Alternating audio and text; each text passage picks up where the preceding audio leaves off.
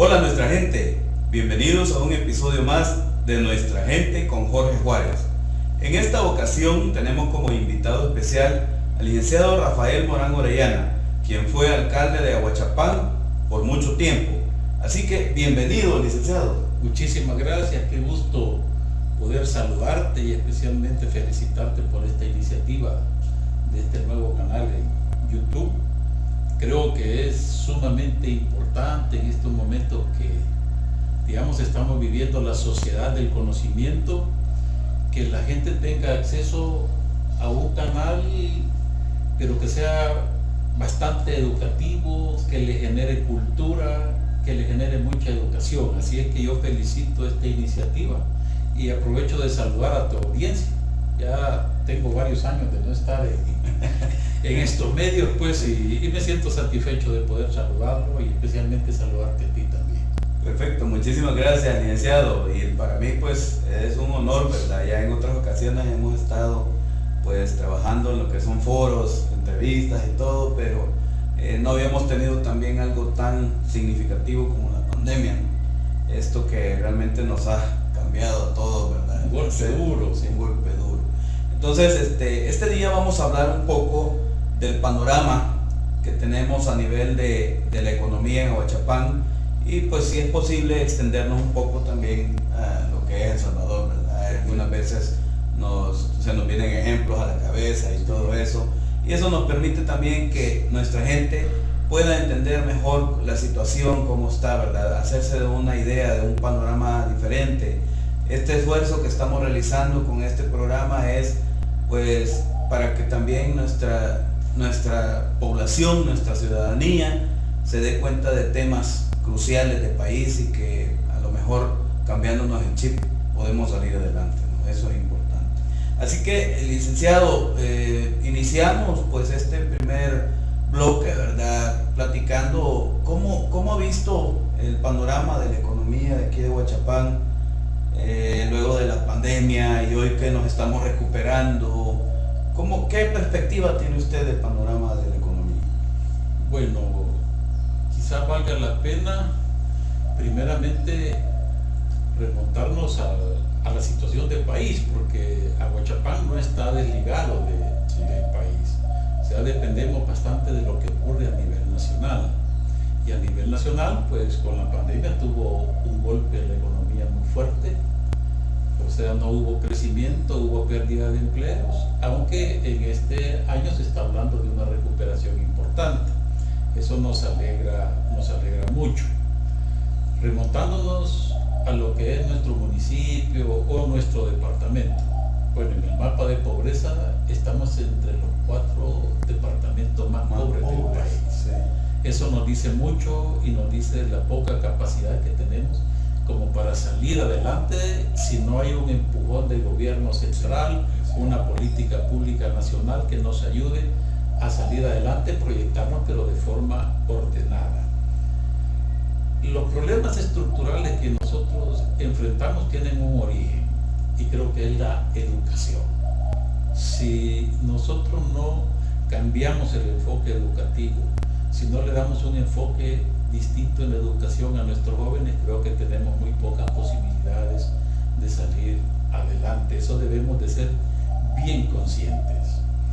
¿Por qué te digo la educación? Porque si tú ves los países que se están desarrollando, o países que han salido de la nada, como nos encontramos nosotros y que ahora son potencia mundial, han invertido enormemente en la educación. Entonces, si no hay una inversión concreta en la educación, difícilmente vamos a salir adelante.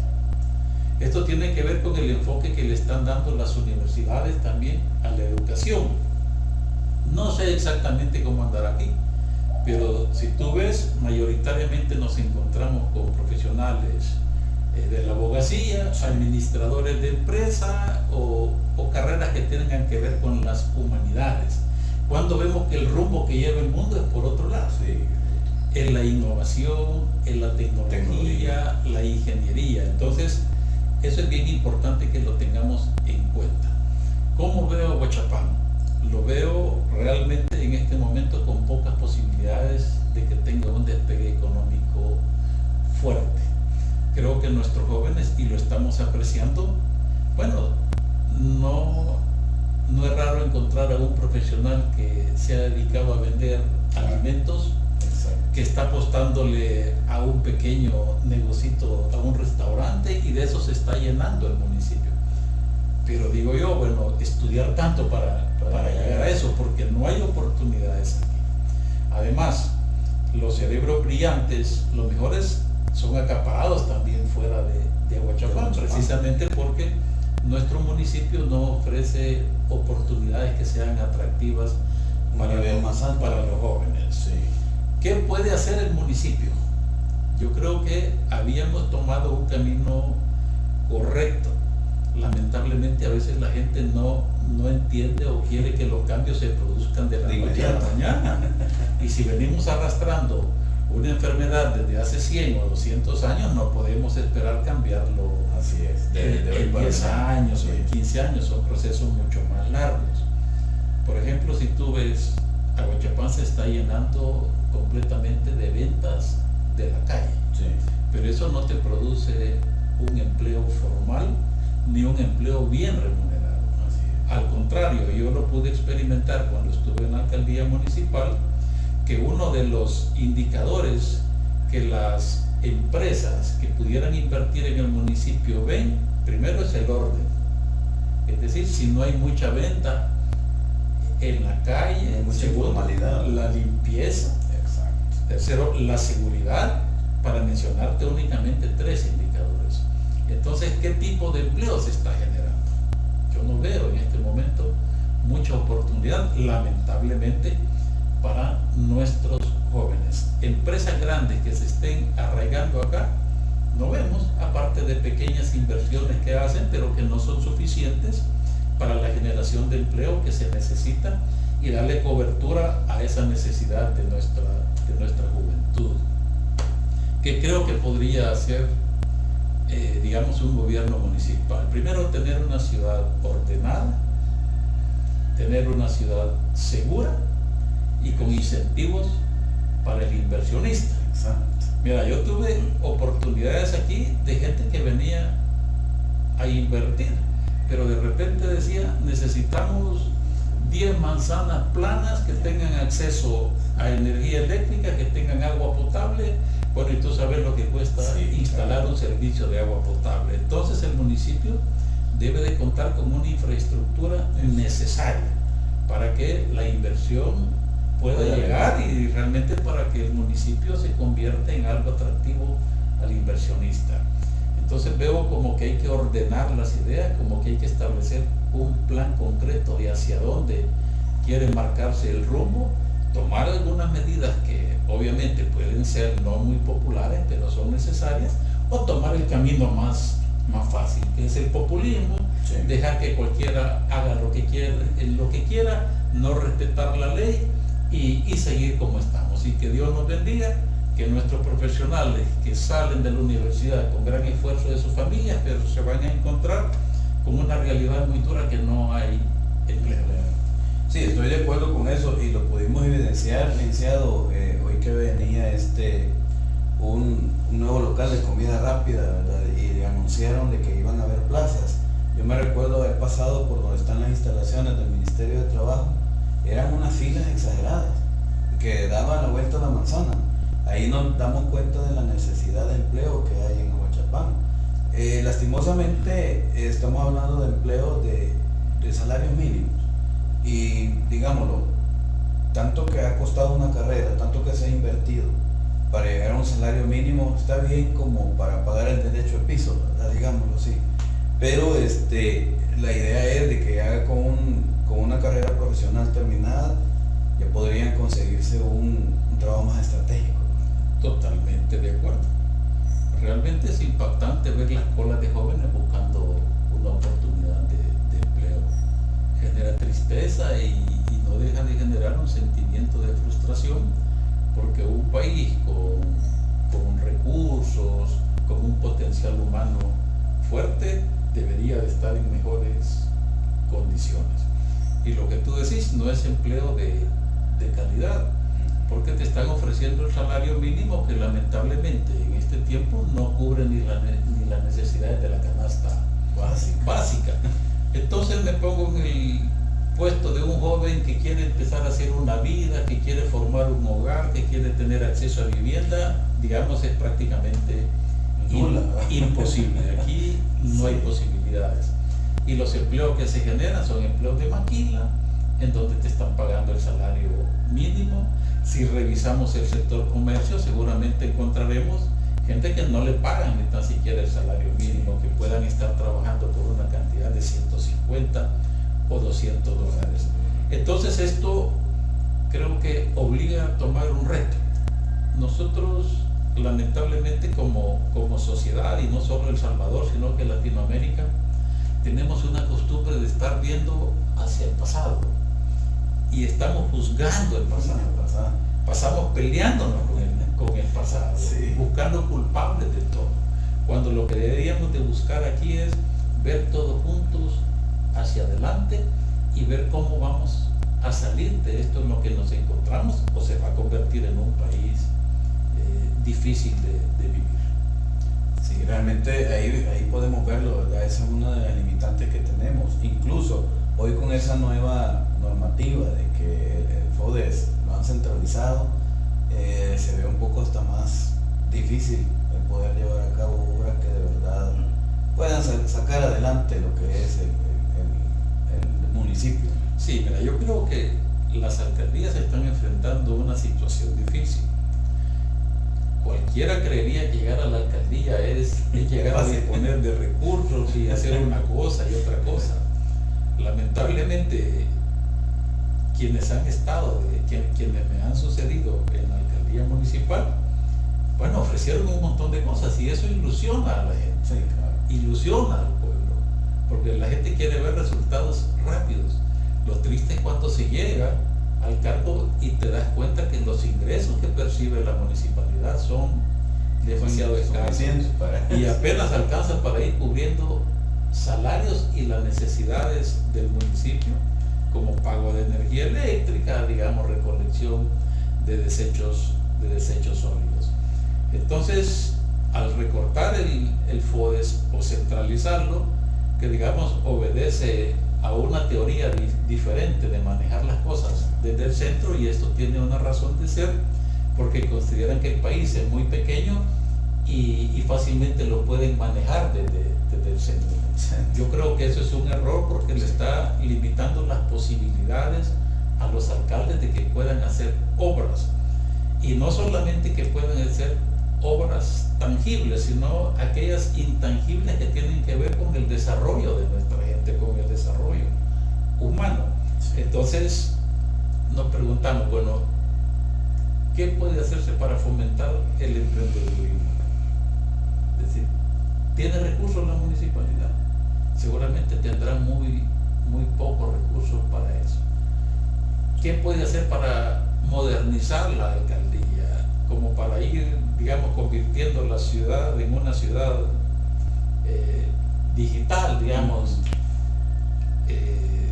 Yo creo que los recursos son bastante pocos. Entonces, ¿qué es lo que debe de hacer un funcionario en este momento? Bueno, buscar cooperación, buscar alianzas. Fíjate que cuando salí de la alcaldía municipal, había cooperantes que estaban muy entusiasmados con el municipio. Estaba la cooperación alemana, la cooperación española, ¿sí? Estaba la cooperación coreana, que había venido con un gran impulso. Fue precisamente con ellos que logramos construir el Centro para la Prevención de la Violencia de los Jóvenes. Eso tenía una finalidad que era potenciar el conocimiento de los jóvenes, pero no era el fin del proyecto, era el inicio del proyecto. Porque Corea estaba entusiasmado con potenciar la capacitación y formación de los jóvenes, pero ellos mismos poder traer, digamos, fábricas o lo que ellos producen para como preparar el recurso humano. Correcto. Porque si tú preparas el recurso humano pero no tenés una ruta de salida, sí, y entonces ¿qué hacemos? Volvemos a un círculo vicioso. Así es. Volvemos a un círculo vicioso. Sí, yo recuerdo exactamente cuando se construyó el centro de prevención, se equipó, me recuerdo que yo fui a la parte de la inauguración, muy bonito y todo, incluso con muchas cosas tecnológicas y otra vista. Yo dije en ese momento, Aguachapán va creciendo. Aguachapán con esto puede llegar a generar un ambiente de inversión, porque podía tener ya la capacidad de formar ya recurso humano más técnico, ya con venir maquila, pero no una maquila con el salario mínimo, sino que una maquila ya por lo menos una maquila tecnológica. Con tecnología, correcto. Entonces en esa línea ya los salarios son más altos, pero lastimosamente creo que ya no se siguió con esa visión.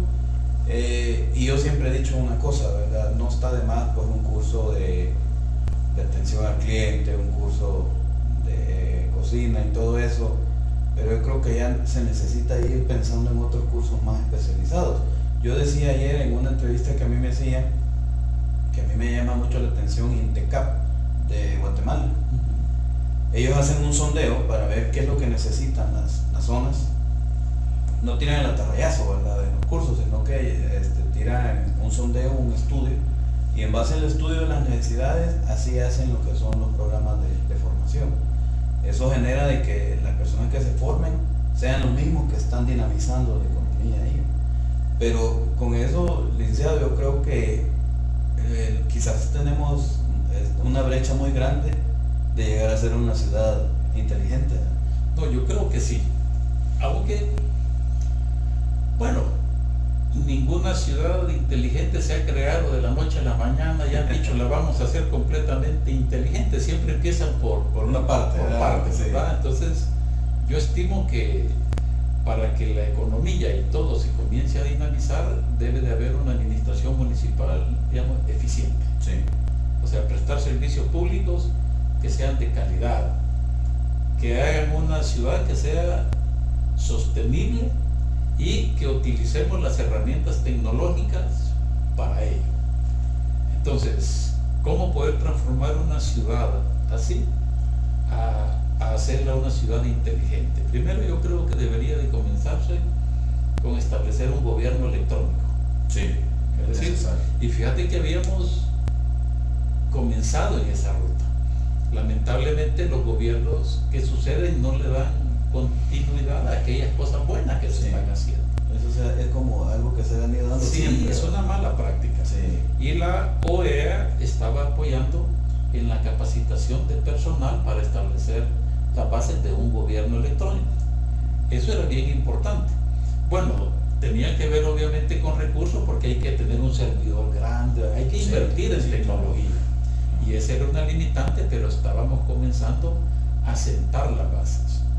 Eso te dinamiza de una forma muy importante la economía. Primero, hace que el ciudadano gane tiempo, porque tú puedes desde tu casa o desde tu teléfono solicitar el servicio a la alcaldía. Llamemos sea una partida de nacimiento, una partida de defunción, o si querés pagar tus impuestos, tantas cosas que se pueden hacer por la vía tecnológica. Bueno, le ahorra tiempo al ciudadano. Segundo, si yo tengo que moverme o alguien que venga más lejos tiene que movilizarse para llegar a la alcaldía, ir a pagar sus impuestos o hacer cualquier otro trámite, lleva su vehículo. Bueno, hoy no encuentra estacionamiento. Sí, Entonces, agregarle el gasto de combustible más el espacio que llega a ocupar para estacionarse. Y si tú ves, la ciudad se está convirtiendo en un caos. Sí. El ordenamiento vial, desbordado, vial, completamente, estamos sumamente mal. O sea, vehículos en una cuadra estacionados de ambos lados. A ambos lados. Sí. Y además, sumarle a eso, que no tenemos educación vial, que a cualquiera se le ocurre parar donde sea el microbús del transporte público para media cuadra para subir o para bajar a un pasajero. Sí. Entonces debe de comenzarse por algo. Yo creo que esa sería una línea bien importante. Segundo, para que estas cosas de nuevas tecnologías tengan futuro, debe de haber una amplia participación ciudadana. Aguachapán se caracteriza porque a la gente no le gusta participar en nada. Sí. Queremos estar tranquilos desde nuestras casas y que otros hagan y solo criticar lo que nos corresponde hacer a todos.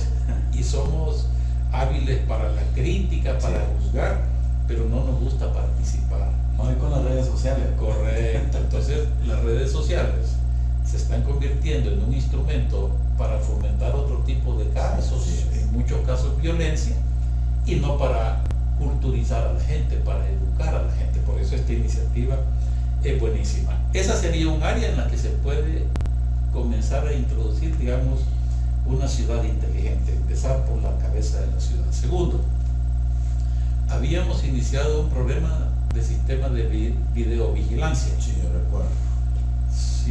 Si recuerdo bien, creo que había un promedio de 28 cámaras ya instaladas en el municipio. Eso permitía, de forma tecnológica, no solo estar supervisando la vigilancia, sino determinar cualquier otro tipo de actividad. Para mencionarte un ejemplo, de repente había un tráfico cerrado, había problema, trabazón, rápidamente el sistema te permitiría destacar a un gestor de tráfico para que ordene, para que vaya a solucionar eso. Claro. Eso no sé cómo está funcionando, pero ha desaparecido.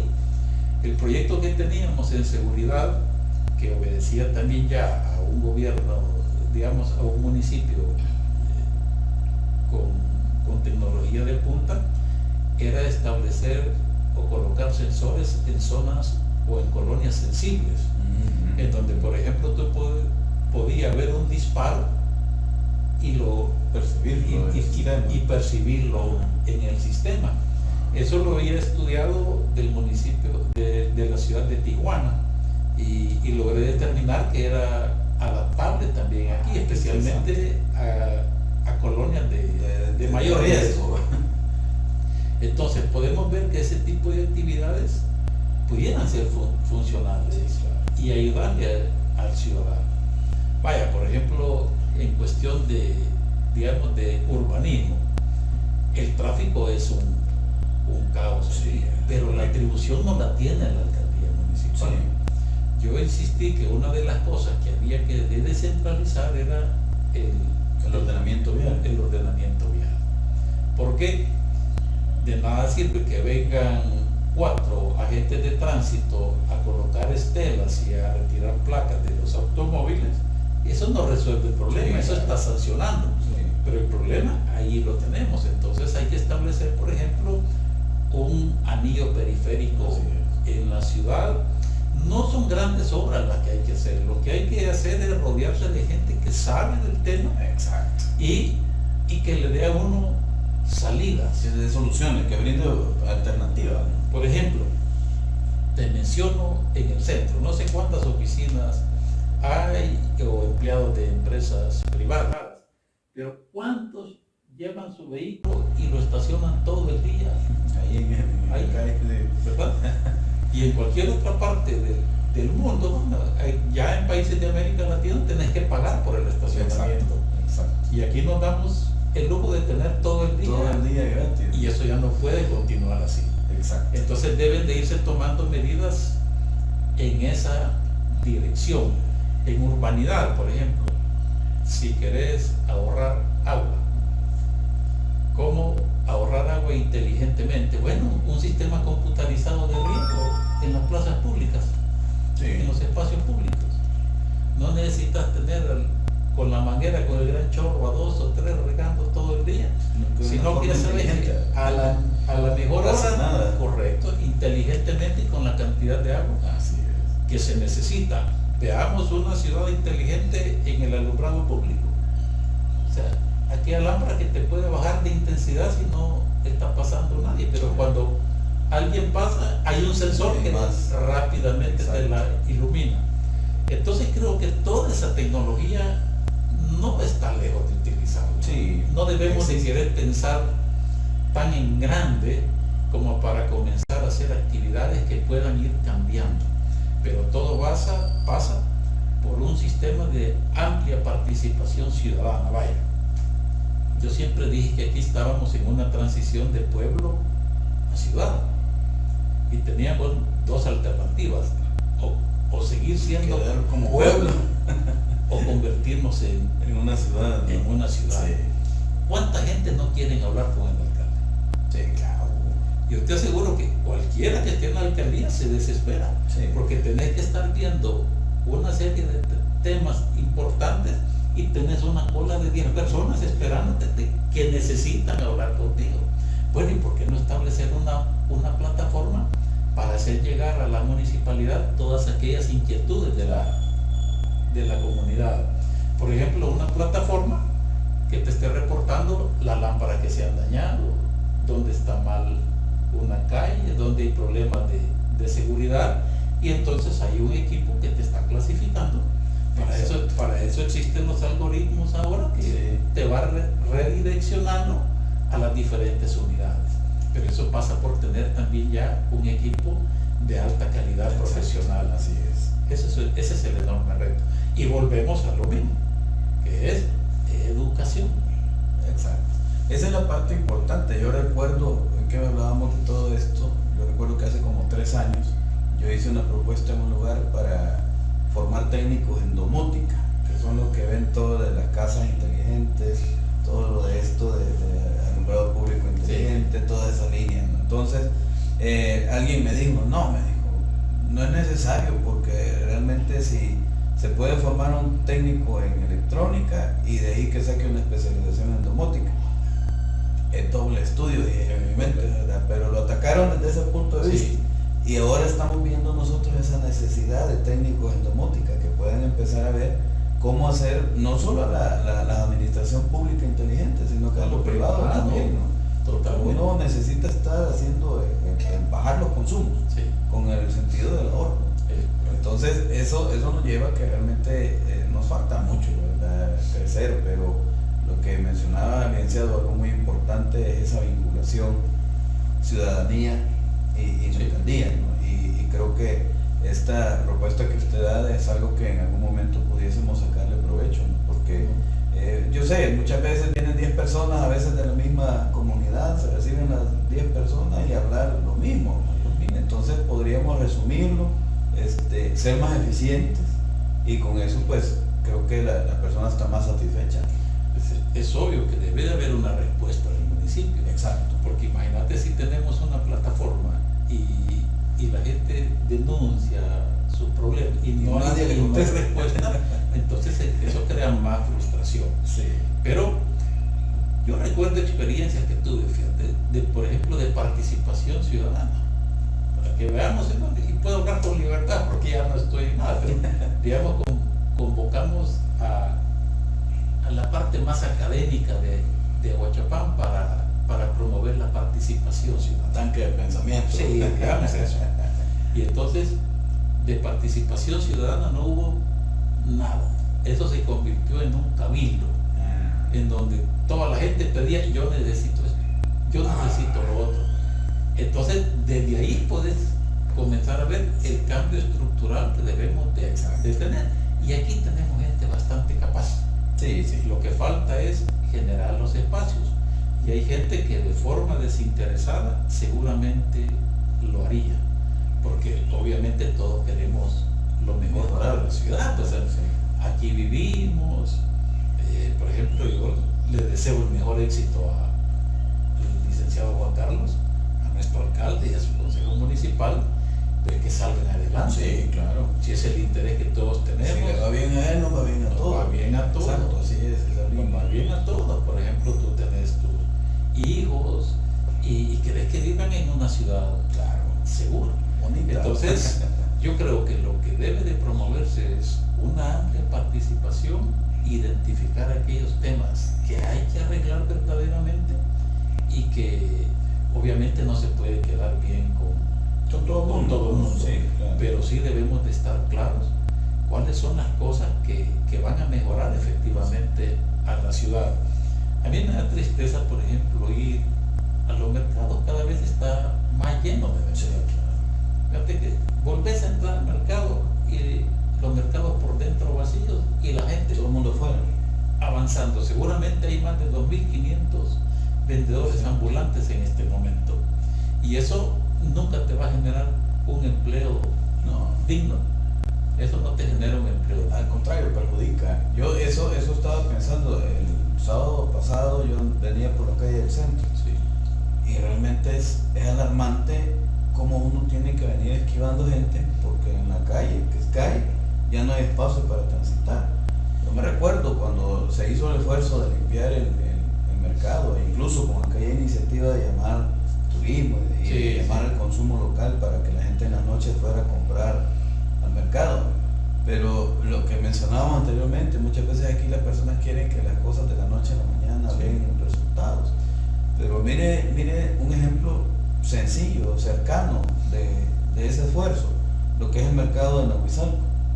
Nahuizalco ahorita ha crecido en turismo de una forma. Yo recuerdo un día, para decir que ni me pude estacionar porque pasé prácticamente 2 horas solo en dar la vuelta de entrar y salir. Entonces, eso ha sido un proceso, no ha sido de la noche a la mañana. Y muy exitoso. Y muy exitoso. Entonces, no sé, el licenciado, ahí quizás amarrar la otra pregunta. ¿Considera usted que promover, hacer políticas para mejorar el consumo local sería una solución en la economía, o por lo menos algo que dinamizaría la economía aquí en la ciudad de Huachapán? Sí, efectivamente, lo que tenemos que potenciar es el consumo local para favorecer a nuestros emprendedores. Ahora, ¿en qué van a emprender? Ese es el enorme reto, porque ya no podemos seguir pensando en la venta de pupusas o en la venta de merienda. No, tiene que ser un tipo de emprendimiento diferente, que le deje un valor agregado diferente. Entonces, ese reto está conectado obviamente a educación. Aquí tenemos tiene que hablarse con universidades, la vinculación, colegios, porque tiene que haber una vinculación directa de las necesidades del municipio. Para ponerte un ejemplo, somos un municipio agrícola. Bueno, éramos el monocultivo del café en la década del 70, pero el café fue desapareciendo, los bosques se han ido acabando y ahora, digamos, producimos granos básicos y en el mejor de los casos loroco, jocote, en menor escala. Pero por ejemplo aquí necesitamos técnicos en agroindustria, porque un técnico en agroindustria le busca valor agregado, mejorar los procesos, es correcto, y saber conectarse a mercados. ¿A quién se le va a distribuir? Claro. y lo podemos hacer. Entonces, esas son las líneas que deben de irse buscando. Turísticamente, el municipio creo que tiene bastantes limitantes. Primero, es bien difícil competir contra Tacua, Paneca, que ya están, digamos que ya están establecidos. Están establecidos y tienen algo favorable, que es el clima. El clima les ayuda. Eso no nos ayuda mucho a nosotros. Pero, por ejemplo, desarrollar el turismo cultural, esa riqueza del teatro.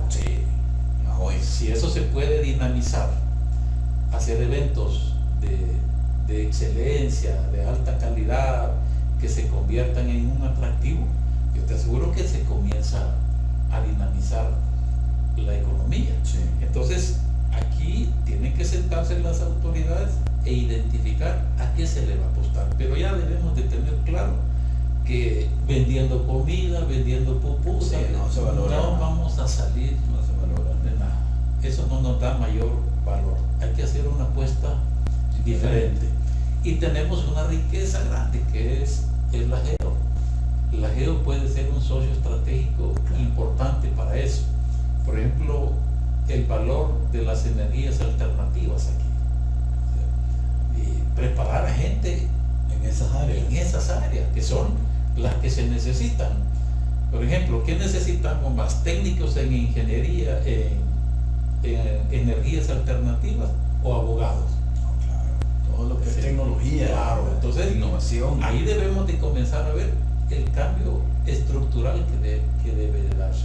Y eso tiene que asociarse, obviamente, con una visión integral del gobierno central, porque solo es difícil lograr eso. Pero fíjate que si hace que la cooperación internacional ponga la vista en el municipio, puedes hacer mucho.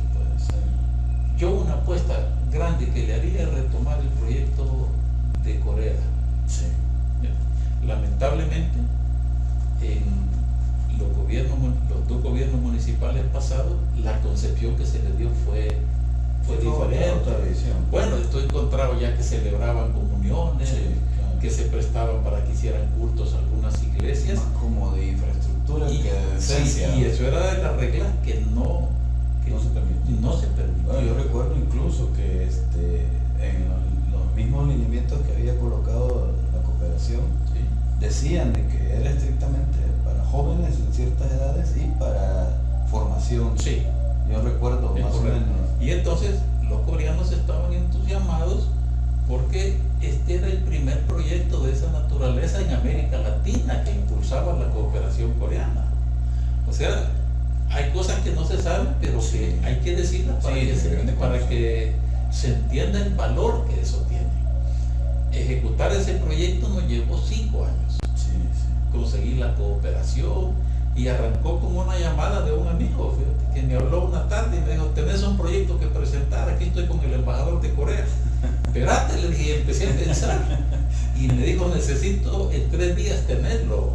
Imagínate, sin contar con los técnicos necesarios, y empezamos a armar un esqueleto, lo enviamos y así fue. Así fue creciendo la idea. Pero era en ese momento o nunca. Era en ese cabal. Y entonces los coreanos se entusiasmaron. Y te voy a contar vivencias que tuve. Para invertir la cooperación, ellos invierten, no gastan. Sí, sí. Entonces, ellos lo que quieren es garantizar que lo que van a invertir produzca. Porque si van a invertir en algo que va a morir, Que hasta ahí llegó. entonces ellos no prefieren no hacerlo. Aquí vinieron 2 delegaciones técnicas de Corea del Sur a revisar, a entrevistarme y a platicar y a ver la visión que tenía. Y entonces hay elementos bien importantes que ayudan y que a ellos los motivan. Y entonces, por ejemplo, le fuimos a enseñar el teatro, fuimos a enseñarle el sistema de videovigilancia que tenía. Cosas que a ellos les llamaban. Y lo fuimos enamorando con la visión del municipio. Hasta que dijeron, bueno, lo hacemos. Lo hacemos. Entonces dijeron, vamos a invertir. Y fue una inversión de más de $2 millones. Entonces, en la inauguración hablamos con el embajador y con los técnicos de la cooperación coreana, y entonces empezamos a ver el proyecto más allá, para darle seguimiento.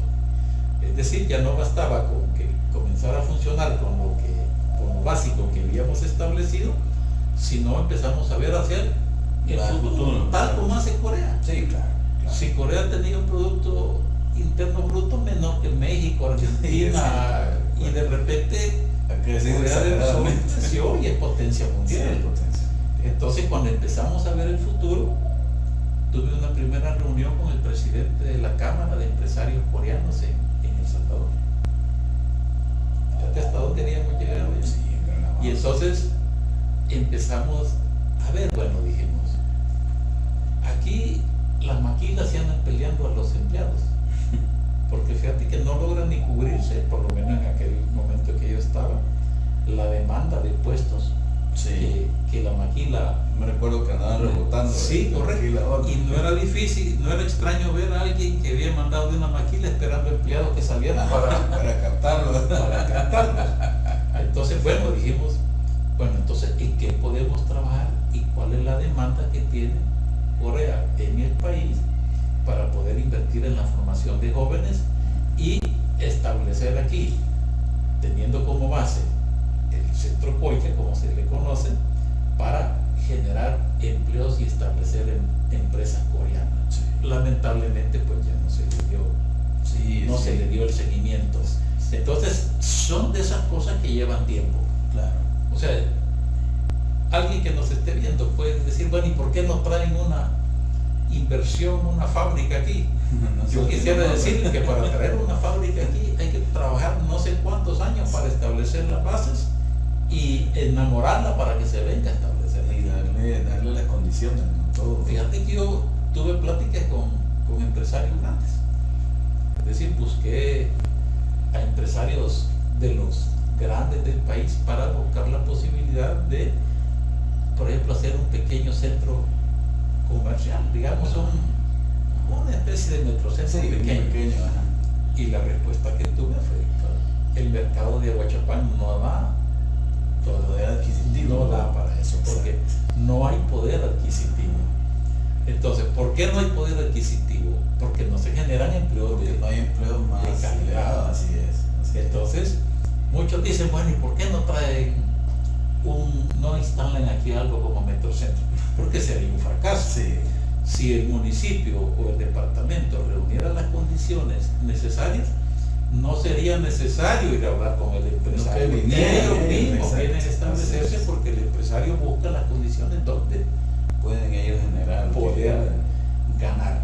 Entonces, todas esas cosas, el conjunto de todos esos problemas, obviamente debe de tener los que están gobernando municipalmente y saber ya qué acciones. No esperar resultados a corto plazo, Sí, eso es. sino que pensar un poco a largo plazo. Ese es el enorme reto. Fíjate, por ejemplo, este municipio se había convertido en referente centroamericano en el tema de seguridad alimentaria y nutricional. Algo muy, ahorita, muy sonado. Necesario. Exacto. Porque si tú ves aquí y revisamos el estado de salud de nuestra población, la inmensa mayoría de gente padece de obesidad, tiene problemas de azúcar, presión arterial alta. ¿Y a qué obedece eso? A una mala alimentación. Entonces veníamos haciendo estudios y me metí en un tema que obviamente no me ganaba rédito político, pero que yo sabía que le servía que era necesario para la población. Y bueno, no sé si recordás que donde está la clínica municipal ahora, había la casita de los 1000 días que le llamaban. Eso era un símbolo para la cooperación internacional y era el ejemplo que venía. En esa casita de los 1000 días se le enseñaba a la gente, a las mujeres que estaban embarazadas, al cuidado del niño durante los primeros 1000 días, porque esos 1000 días son cruciales en lo que vas a hacer a futuro. Si en esos 1000 días tenés un problema de salud, de mala alimentación, no vas a ser un ciudadano que rinda. Sí, claro. Entonces, conseguimos la construcción de esa casita que era pequeña, pero tenía un significado alto y lo hizo la cooperación de Finlandia. Ellos vinieron y dijeron, vamos a construir nosotros esto aquí porque aquí hay futuro, hay potencial. Y llega el gobierno municipal y lo primero que hace es votarlo. ¿Qué mensaje negativo se mandó al cooperante? Sí, claro, en ese momento. Entonces generó una frustración a nivel centroamericano, se estancó el municipio en ese tema, dejó de ser referente y ese tema era una ventana de cooperación, porque ya empezaba, precisamente es impulsado por la Unión Europea y ya empezaba a fluir recursos para proyectos de mejorar las comunidades. Entonces, como no ves, hemos tocado poquitos temas, pero uno logra comprender de que sacar adelante el municipio no es fácil. Yo veo Facebook y hace poco un comentario, bueno, de alguien que trabaja en la alcaldía y que lo respeto también, pero puso, ¿por qué en Aguachapán no se construye una ciclovía alrededor de la laguna del Espino? ¿Por qué no se hace un centro de formación para allá? ¿Por qué no se hace otra cosa similar a Coica en otro lugar? Y entonces, y la gente rápidamente agarra cuerda y empieza a decir sí, que es cierto. Y yo digo, ¿por qué no lo hacen? Porque no hay voluntad. Es cierto, para hacer un proyecto requiere de voluntad. Es lo principal, digamos. Pero no puedes hacer todo. No es solo así de que lo vamos a hacer. Por ejemplo, acostarle al tema de recuperación de la laguna del Espino. Es un tema millonario. Eso no alcanzan los recursos que tiene el municipio para eso. O sea, hay un tema de contaminación extremadamente grande y de educación. Porque fíjate que todavía hay gente que las aguas con ese fecales van a parar a la laguna. O sea, no han querido ni hacer una fosa. Entonces, soluciones sencillas, pero que hay una estructura en la educación que a la gente no le permite ver más allá. Y otro tema importante es saber incorporar, mejor dicho, concientizar al empresariado huachapaneco para que forme parte también de las soluciones que la ciudad necesita. Sí, quizás un compromiso más grande en responsabilidad social empresarial, ¿no? Sí. Yo creo que eso se podría ir promoviendo con diálogo, mesas de diálogo. Correcto. Y tratar que el empresario vea que si las cosas mejoran acá, también a ellos les va a mejorar, ¿verdad? Porque ya viniendo más turistas, yo no sé si en algún momento se llevará un indicador de los turistas en algún momento aquí en el país, ¿verdad? O se podrá poner ese indicador, no sé, pero realmente nosotros vemos acá el consumo es propiamente nuestro, Sí. ¿verdad? No tenemos No viene personas gente. que vienen. Entonces, hace poco hablaba yo con una persona que siempre ha estado en el área de turismo y le decía, el problema es que nosotros aquí no tenemos mucho que ofrecer en realidad, porque nosotros los traemos acá, pero como base, porque de ahí los estamos llevando a Taco, a Paneca, a Santa Ana. Entonces, ir explotando poco a poco, ¿no? Pero como usted decía, no es fácil, es un proceso. No, es todo un proceso. Yo recuerdo, en el Consejo Municipal nuestro estaba Juan Alfredo Cornejo, que es un buen muchacho, profesional bueno, sano, que era el encargado de promover turismo. Él, mejor que yo, sabrá lo duro que es hacer turismo en Aguachapán. Pero yo tuve la oportunidad de conocer algunas ciudades, y fíjate que conocí San Cristóbal de las Casas en México. Y me subí en un trencito. Y entonces empezamos. Y yo honestamente cada vez que salía solo andaba pensando en Aguachapán, en qué implementar. Y entonces cuando vi el recorrido de la ruta turística, dije, si esto no tiene mucha diferencia que Aguachapán. Es cuestión de orden, de planificar un poco y de que exista seguridad. Entonces le dije a Juan Alfredo, mira, elaborar la ruta turística. Y no sé si te recordás que mandamos a hacer un trencito. Sí, recuerdo. Era una cosa sencilla, Sí. pero así comienzan Todos los proyectos. Bueno, lo cierto es que cuando el trencito ya estaba hecho, lo empiezan a solicitar para 15 años.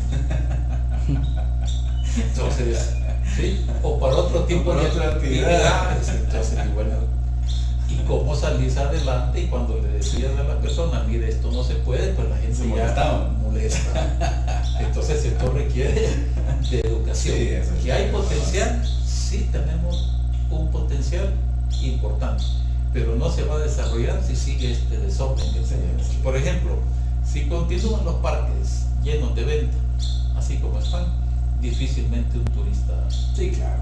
va a venir. El turista quiere venirse a estar en un parque agradable, Tranquilo. donde existe Sí, que espacio. andemos ofreciendo. Correcto. Entonces, todas esas pequeñas cosas son las que van destacando. Y si le agregas turismo cultural, si por ejemplo te asocias con médicos y empiezas a promover también un turismo médico, o sea, cuánta gente puede mejor utilizar los hospitales que tenemos aquí y no hospitalizarse en San Salvador, Sí. que es carísimo, ya puedes perder un capital completo. Exacto. Entonces es de Sí, de ir innovar, innovando. de estar pensando permanentemente cómo desarrollar esto. Pero por ejemplo, si en una campaña vas y una fuente bonita que está ahí le vas a dar el color del partido, Acabarlo, ¿no? o sea, no, realmente, Sí. créeme que para mí fue doloroso. Me imagino. Alguna gente me criticaban a mí porque decían, ya no le vamos a decir Rafael Morán, no que Rafael Fuente, porque me gustaba estar colocando fuentes y decorando, ¿no? Pero cuando vi el impacto ese dije, puchica, estamos mal. Entonces volvemos a que no hay compromiso ciudadano, a que no hay educación y debemos de trabajar bastante esa área de construcción de ciudadanía. Si no, No vamos a caminar. vamos nunca. a pasar así no sé cuántos años y a lo mejor en 5 años me volvés a buscar Y hablamos en los y libros, vamos a pues. estar más jodidos que triste, Es dura realidad. la realidad. Por ejemplo, están hablando de convertir El Salvador en el Singapur De Centroamérica. ideal, como no quisiéramos. Sí, como no quisiéramos todos. Quisiéramos eso, pero debemos de poner los pies en la tierra. ¿Qué hizo Singapur? Primero, dejemos que afectó y que condenó a corruptos, Sí, que hizo claro. dejemos de lado todo eso. Pero le empezó a apostar a la educación de los niños. Así es. Cada aula, No era de hoy para mañana, No. sino que era a largo plazo. cada aula tenía 3 maestros. El maestro principal que daba la clase. Pero del grupo que había de estudiantes, habían algunos que medio o no alcanzaban a entender del todo. Y estaba la maestra Apoyo. auxiliar, Ajá. que llegaba y atendía esos casos. Y había otro caso de jóvenes que tenían más limitantes especiales. Entonces había otro responsable de trabajar con esos niños. ¿Para qué? Para que todo el grupo de alumnos fuera Fuera mismo nivel. parejo, correcto. Ahí vamos. Y aparte de eso, había un intercambio. O sea, ellos promovían bastante el intercambio con otros países. Es decir, cuando tú salías Abiertamente. sí, que llegaban extranjeros ahí, y ellos promovían también que sus alumnos salieran. Cuando tú salís a otra parte y ves otras cosas diferentes, es una educación la que estás teniendo, porque Sí. vas con el objeto de aprender, de ver cómo se pueden hacer otras cosas. Por ejemplo, fíjate aquí en Aguachapán un tema tan escabroso que me causó un montón de problemas, el tema del relleno Sí. sanitario. Cierto, yo recuerdo. Mira, una inversión que ahí quedó tirada. Sí. Y fíjate que hubo un compromiso de todos los partidos políticos de hacer de eso un proyecto de país, porque el tema de la basura es un tema que no complicado. podemos evitar. Cada vez se está produciendo Así es. más, y los estándares con lo que se construyó ese relleno sanitario eran estándares internacionales. O sea, no era cualquier No era cosa la que solo se- por hacerlo. No, Ajá. no. Y las personas que vivían cerca de él, se les ofreció la alternativa de construirles vivienda y darles un lote y que salieran de la vía pública que ocupaban ilegalmente. Era un proyecto de avanzada. Sí. Y entonces, y de repente alguien viene y envenena Todos los. la mente de la gente, y todo el mundo se empieza a oponer, y ya no le decían relleno, no que basurero, que van a hacer de esto un basurero. Pero antes de 15 años van Vamos a ver necesitar. cómo necesitaremos algo así, tratamiento técnico. Yo estuve en Taipei, en Taiwán, en el centro de Taipei, estuve en un lugar donde depositaban la basura y la procesaban. Y estuve en la parte alta de un edificio así, de donde ellos depositaban eso. Y en la parte alta lo que tenían era un restaurante Para demostrar. de lujo, ¿sí? O sea, para demostrar cómo se podía tratar eso y Y hacerlo. tener comida ahí, ¿no? Sí, Exacto. Entonces, cuando ves todos esos componentes educativos, Eso. y cuando aquí tenés que luchar contra la gente, cuando querés hacer cosas positivas, entonces dice uno, es duro esto. Cuando hicimos el proyecto de agua potable en la Hacienda La Labor, ahí hay un nacimiento. Empezamos a hacerlo para favorecer a 520 familias que no tenían agua. Y cuando yo llegué en campaña, la gente me dijo, mire, licenciado, lo vamos a apoyar, pero si usted nos hace este proyecto. Yo les dije, miren, era tan grande, yo honestamente no sé si lo podré hacer o no, pero tengan la seguridad que voy a poner todo de mi parte para hacerlo. Y entonces comenzamos a hacer los estudios, y esas aguas tienen metales pesados. Entonces me hicieron el estudio y se hicieron trampas para mejorar la calidad y hacerla apta para el consumo humano. Cuando habíamos comenzado a levantar las paredes de los tanques de captación, una noche llegaron a botar lo que habíamos Entre ellos mismos. porque decían se iba a privatizar ese servicio de agua. Entonces tocó comenzar a hacer otra vez, ir hablando doble con esfuerzo. gente. Y bueno, al final el proyecto se los entregamos. A ellos. Ellos lo administran. Ya es responsabilidad de la comunidad si lo administra bien, Como lo hagan. o lo administra mal. Pero también establecimos mecanismos de capacitación de juntas de agua, porque el agua se convierte también en un factor de manipulación aquí. Sí. Entonces capacitamos gente para que supiera administrar proyectos de agua. Volvemos a todo, digamos, parte de la solución, ¿no? Lo que es la educación, que es la base. Sí, esto realmente, licenciado, muy bonita la plática que hemos tenido el día de hoy. Realmente esto es importante, que en algún momento toda la población pueda dialogar, pueda darse cuenta de muchas cosas, incluso que nosotros formemos parte de mesas de diálogos y todo eso como sociedad civil, y pues que esto vaya creciendo de la mano de todos, ¿verdad? Así que yo creo que pudiésemos pasar aquí horas platicando, horas y horas, más horas, ¿no? Pero ha sido agradable. Ha sido muy bonito y espero que les guste a todas las personas que nos siguen, y es el esfuerzo que estamos haciendo, tratar la manera de cambiar esa mentalidad, ¿no? Así que yo le agradezco, licenciado. Vamos a buscar tratar otros temas por ahí, ¿verdad? Así que muchas gracias. Le doy la palabra para que se despida. Bueno, nuevamente felicitarte por esta iniciativa, que básicamente es para educar al ciudadano, para colaborar en la cultura política que debemos de tener todos, y para señalar problemas, señalarlos con buena intención también, ¿no? Porque la intención es mejorar, es decir, nadie tiene la verdad absoluta de esto.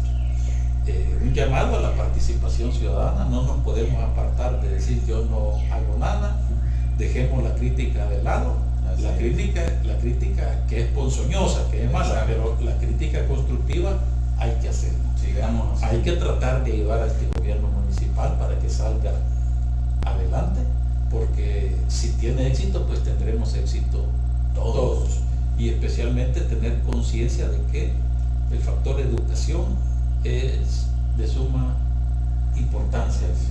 Si la educación sigue como un problema estructural en nuestro país, difícilmente tendremos oportunidad de mejores adelante. Si hay cambios, por ejemplo, el que niños jóvenes tengan acceso a una computadora, para mí es halagador, es importante, porque le estamos enseñando al niño un mundo que nunca había visto, que no conoce, y no sabemos si de ahí nos puede aparecer un genio, una nueva realidad, ¿no? Sí. Una nueva realidad. Así que un cariñoso y cordial saludo a todos los que nos ven por este nuevo canal. Perfecto, muchísimas gracias nuestra gente, para los que nos sintonizan, que nos ven cada episodio, y este esfuerzo, como les digo, es para ustedes, para que podamos seguir aprendiendo.